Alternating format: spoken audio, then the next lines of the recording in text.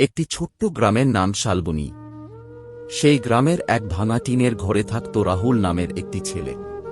তার বাবা ছিলেন একজন রিকশাচালক আর মা মানুষের বাড়িতে কাজ করতেন। অভাব যেন তাদের পরিবারের নিত্যসঙ্গী ছিল। কিন্তু রাহুলের চোখে ছিল বড় স্বপ্ন। সে বিশ্বাস করত, গরিব হয়ে জন্মানো অপরাধ নয়, কিন্তু গরিব হয়েই মারা যাওয়া নিজের কাছে হার মানা।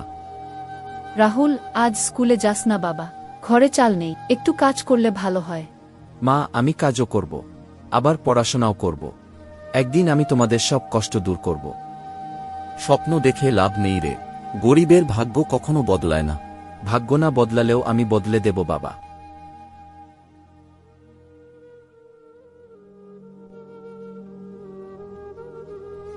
দিনে চায়ের দোকানে কাজ আর রাতে পড়াশোনা, এভাবেই চলছিল রাহুলের জীবন। স্কুলে সবাই তাকে নিয়ে হাসাহাসি করত, কারণ তার ছেঁড়া জামা আর পুরনো ব্যাগ। কিন্তু রাহুল কখনো হার মানেনি। একদিন স্কুলে একটি বিজ্ঞান প্রতিযোগিতা হয়।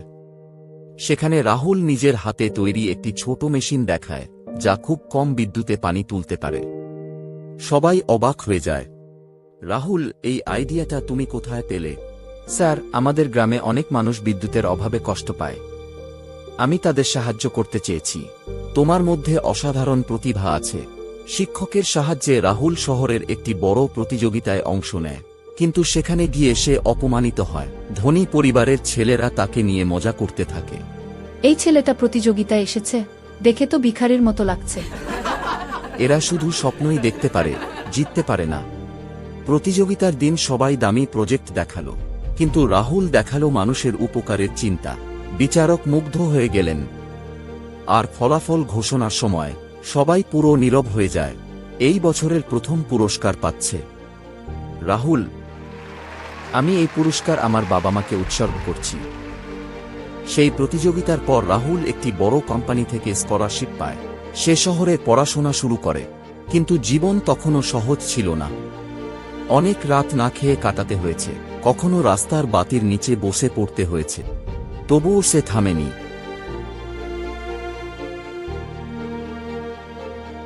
রাহুল, এত কষ্ট করিস কেন?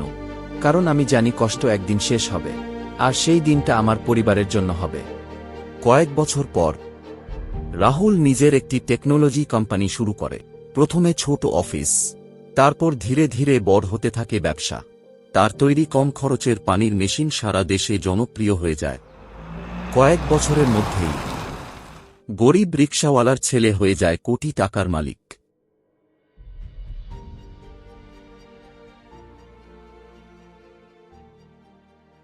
আপনার সফলতার রহস্য কি? আমি কখনো গরিবীকে অভিশাপ ভাবিনি। ওটাই ছিল আমার সবচেয়ে বড় শিক্ষক। একদিন রাহুল সেই পুরনো গ্রামে ফিরে আসে, যেখানে একসময় মানুষ তাকে অপমান করত। সে গ্রামের জন্য স্কুল তৈরি করে, হাসপাতাল তৈরি করে, এবং গরিব ছাত্রদের জন্য ফ্রি পড়াশোনার ব্যবস্থা করে। আমি ভুল ছিলাম রে বাবা, তুই সত্যিই ভাগ্য বদলে দিয়েছিস। না বাবা, আমি শুধু হার মানিনি। আজ আমার ছেলের সবার গর্ব। অন্ধকার যত গভীরই হোক, একটা ছোট আলো পুরো জীবন বদলে দিতে পারে।